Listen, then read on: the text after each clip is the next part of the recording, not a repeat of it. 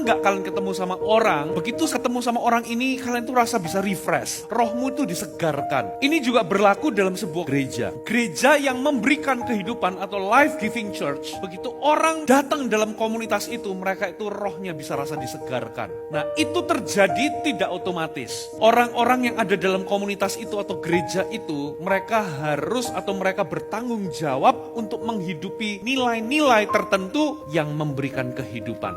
Hari ini Kofuji akan bagikan ada 10 DNA kita sebagai Army of God, dan ini akan menjadi sebuah budaya. Anak-anak muda harus menangkap ini. Yang pertama, kita harus menjadi jemaat yang memiliki iman yang positif kepada Tuhan. Kebenarannya adalah iblis ingin kalian hidup dalam ketakutan, tawar hati, skeptik, menjadi apatis. No.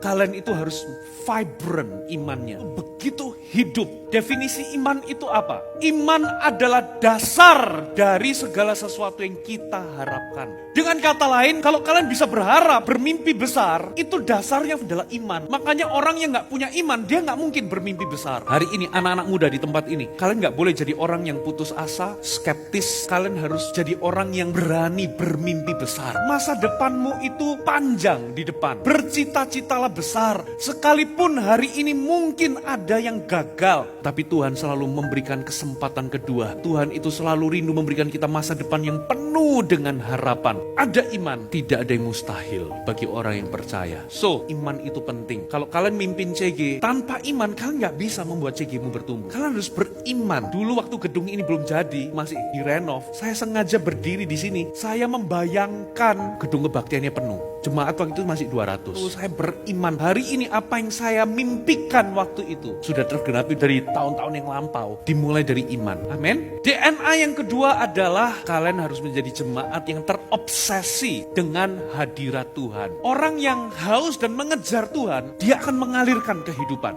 Makanya cari pribadi Tuhan. Saya dulu ngajarin anak-anak CG saya begini. Kamu mau CG-mu rame? Simple. Prinsipnya prinsip kebakaran. Tahu prinsip kebakaran? Kalian kalau mau bakar seluruh pasar, nggak perlu bakar semuanya. Bakar satu stan aja, semuanya akan kebakaran. Api itu menular. Dimulai dari 1-2 orang yang punya gairah untuk terobsesi sama hadirat Tuhan. Kejar Tuhan.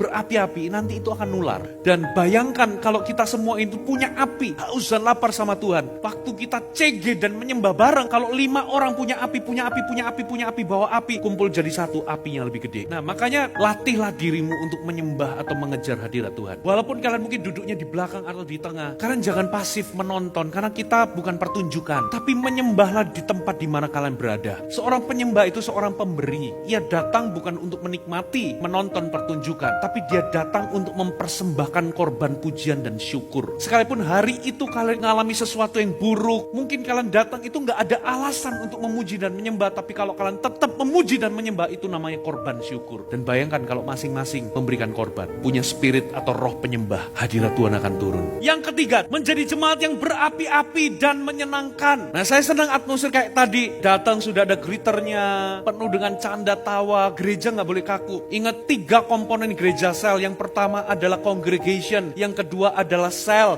yang ketiga itu adalah celebration. Cell itu adalah CG kita. Congregation itu namanya connecting time. Beberapa pengembalaan ngumpul jadi satu dengan tujuan fellowship, penyamaan nilai, impartasi dan sebagainya. Lalu ibadah raya itu yang ketiga namanya celebration. Semua kelompok sel datang untuk celebrate. Jadi kalau celebrate berarti kalian itu harus membangun atmosfer yang namanya berapi-api. Harus intentional. Jangan sampai ibadah AOG kita seperti ibadah pemakaman yang kaku, mati, tegang. No, gereja kita itu harus gereja yang penuh dengan kehidupan dan menyenangkan. Menyenangkan itu apa maksudnya? Kalian itu ramah, tidak judgmental. Terima, karena Tuhan mengasihi semua orang. Jangan kamu panggil, sorry ya, minggu depan kamu gak boleh datang lagi. Kamu berubah dulu baru bisa hangout sama kami. No, jangan begitu, itu tipe orang Farisi. Yesus beda. Yesus itu makan dulu, tinggal dulu sama Sakeus, baru Sakeus hidupnya berubah. Katakan amin. Terima orang berdosa. Itu namanya gereja yang menyenangkan. Terus bukan berarti kita setuju gak sama dosanya? Enggak.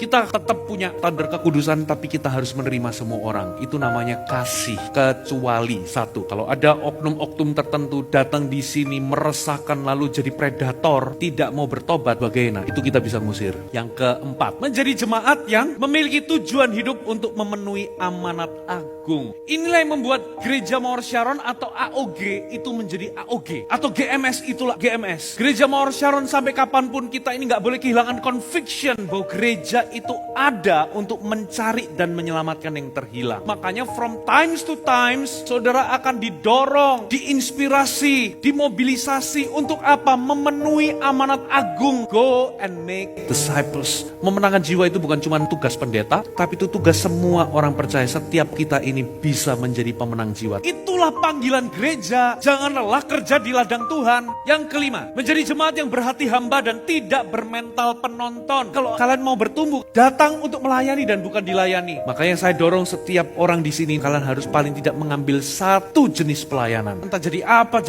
setiap orang itu bisa melakukan sesuatu bagi Tuhan. Jadi jangan cuma separuh-separuh. Selesaikan tugas dengan baik. Itu namanya excellent servant. Dan bukan hanya menuntaskan, tapi bagaimana kalian melakukannya. Apakah kalian melayani dengan sukacita? Atau kalian melayani itu dengan terpaksa? Itu penting, di mana Tuhan itu penting. Saudara, kita semua punya tanggung jawab untuk menghidupi nilai-nilai ini.